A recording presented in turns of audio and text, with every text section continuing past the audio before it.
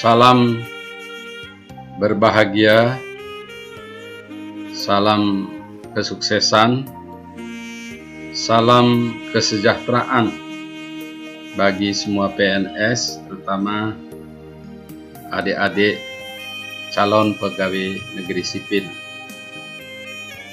Saya sudah menjelaskan melalui 3 video dan beberapa video pendukung bagaimana menyusun rancangan aktualisasi yang baik. Jadi mulai dari menetapkan isu, menganalisis, kemudian apa yang harus ada, kemudian mengisi formulir alat bantu, matrik 7 kolom, menganalisis dampak dari setiap kegiatan, menganalisis prediksi hambatan-hambatan, dan juga analisis alternatif solusi dari setiap kegiatan. Jadwal selama 30 hari, tahap dan tahap kegiatan. Pada bagian keempat ini, saya akan menyajikan dan mendiskusikan menyusun draft dari rancangan aktualisasi. Nah, draft ini pada umumnya terdiri dari 4 bab. Bab 1, bab 2, bab 3, dan bab 4. Dan tentu saja perlu disertai dengan daftar pustaka dan lampiran. Sebelum bab itu ada judul, ada pengesahan, dan ada juga persetujuan. Ya, oleh karena itu adik-adik sudah harus tahu siapa coachnya, siapa mentor, dan siapa nanti pengujinya, sehingga pada menyusun lembar pengesahan itu sudah mengetahui nama seluruh stakeholder yang terlibat. Ya, lalu ada daftar isi, daftar tabel, daftar lampiran, kata pengantar, dan tentu saja daftar isi. Mari kita lihat satu persatu. Pada bab 1 itu ada bagian latar belakang. Nah, latar belakang ini isinya apa nanti kita lihat. Lalu tujuan, C manfaat, D ruang lingkup dari rancangan aktualisasi, E jadwal dan tempat pelaksanaan. Itu di bab 1. Di bab 2 kemudian adalah gambaran organisasi. Isinya di sini adalah gambaran organisasi, struktur organisasi, sumber daya organisasi, kemudian juga ada penetapan isu dan faktor penyebab masalah, lalu nilai dasar PNS dan substansi lain. Nah, ini adalah isi daripada bab 2. Kemudian pada bab 3 di sini sudah berbicara tentang rancangan aktualisasi. Terdiri dari rancangan aktualisasi, analisis dampak dari setiap kegiatan, lalu analisis perkiraan hambatan-hambatan.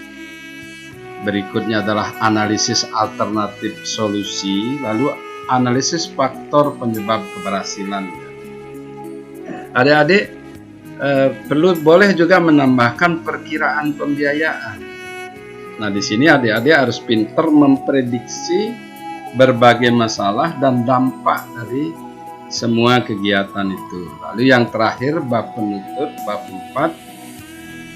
Di sini belum ada kesimpulan dan juga belum ada saran serta tindak lanjut. Ya, silahkan ditutup saja, diberi penjelasan terkait dengan apa rancangannya yang dilakukan, kegiatan yang dilaksanakan, dan berbagai hal terkait dengan itu.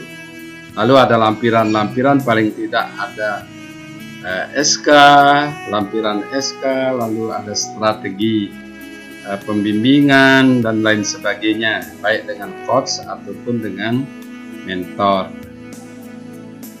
Nah, penulisan ini tentu saja mengikuti tata tulis yang umum. Ya.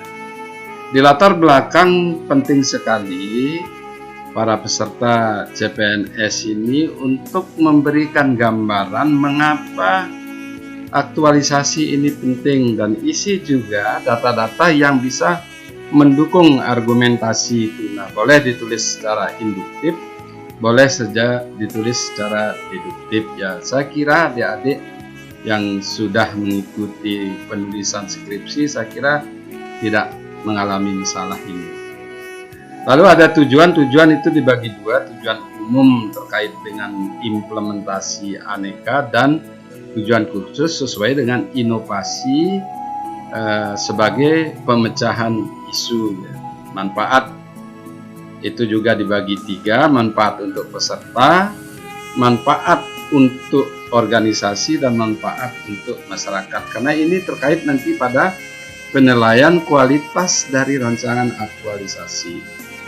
Ruang lingkup ini tentu saja dari isu yang ada, berapa jumlah kegiatan dan tahap kegiatan yang akan dilaksanakan, dan inovasi yang akan dilakukan itu dijelaskan dengan sebaik-baiknya. Nah, jadwal pelaksanaan, tempat dan jadwal ini, kapan dilaksanakan, di mana, dan lampirkan jadwalnya. Jadwal itu dibuat 30 hari dengan uraian kegiatan dan tahap kegiatan. Kemudian berikutnya adalah gambaran umum organisasi, menjelaskan tentang struktur organisasi, identitas organisasi, dan sertakan juga foto, letak geografis ataupun peta, bahkan gambar daripada organisasinya kalau tersedia. Struktur organisasi tentu saja terkait dengan bagan, lalu uraian tugas organisasi, dan juga uraian tugas peserta. Nah, kemudian visi misi ini dikutip sesuai dengan apa yang tersedia. Demikian juga misi organisasi dan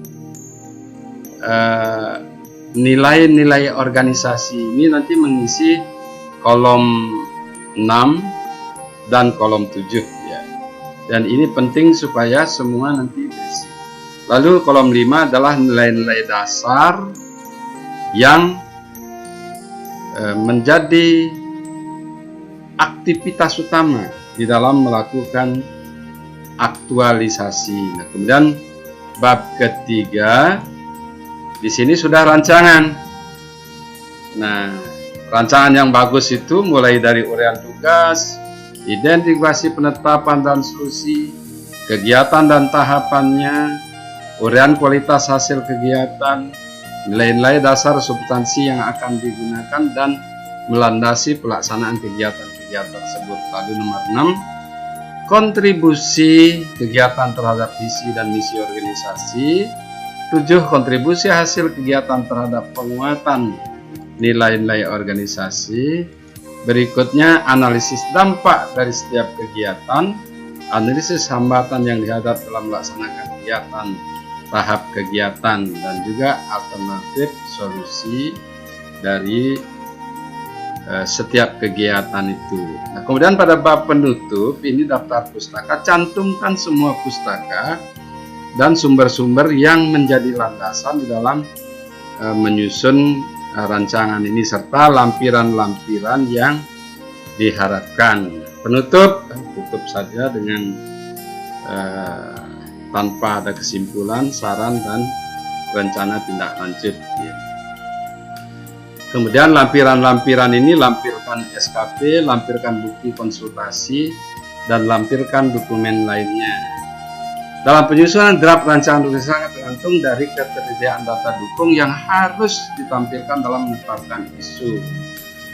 Kegiatan dan tahap kegiatan harus relevan dan sistematis yang berasal dari uraian mengenai pemecahan isu. Kalau ini sudah dilakukan, saya kira adik-adik akan berhasil menyusun draft rancangan aktualisasi. Saya kira demikian. Terima kasih. Mudah-mudahan penjelasan yang singkat ini bermanfaat. Mohon maaf apabila ada hal yang kurang berkenan dalam penyampaian.